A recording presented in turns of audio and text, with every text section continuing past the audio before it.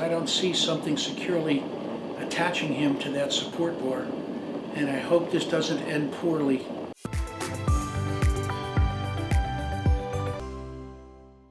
It looks like along this way, it looks like they perceive that something's gone horribly wrong. I think the guy in the blue jacket who's riding to the right, I think he understands the guy on the left is somehow in trouble.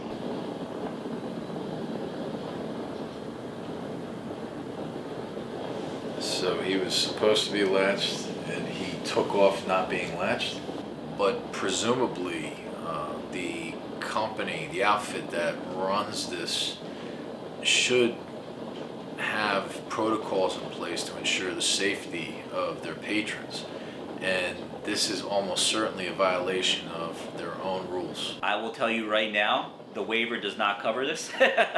And most waivers, so people understand, you have a constitutional right to a lawsuit for damages. You cannot sign away a constitutional right. So there's ways to get around it. There's ways that you may have forgone it, but Oh my goodness. Oof.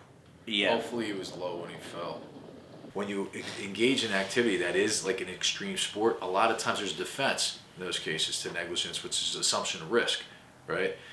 If you are going to be doing something that is inherently dangerous, to a certain extent you assume the risks inherent with that. So if something goes wrong, you may not be able to bring a claim because of this defense and or what they call comparative negligence, right? Which, again, we don't know the circumstances in this case, but the guy or gal, I couldn't tell from the video, that was hanging on for life, they were running with them, right? In New Jersey, the law is if you are determined to be 51% or more at fault for the happening accident, you cannot recover. Obviously, you got to make sure you're securely hooked up before you leave. And that obviously wasn't done with people who are supposed to have the expertise to make sure that customers don't fall off. So that is terrible. You know, and who knows what the law is in those jurisdictions. It may be that there's no recourse for that rider. We don't know. Obviously, if that happened here, there'd be recourse for the customer. To me, that's obvious negligence. Typically, the only instances outside of American soil where you're able to bring a lawsuit for an injury is if the flight originator is on its way to the United States. Federal laws would apply.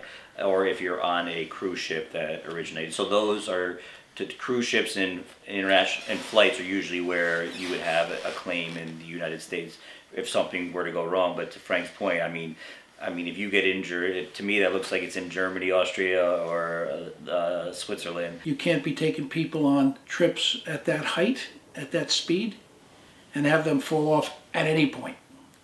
So that's just common sense. At what point does the culpability of that party rise to a level where it's no longer simple negligence, but it was really egregious, the violation, and now you get to a point where it's gross negligence and the disclaimers no longer apply?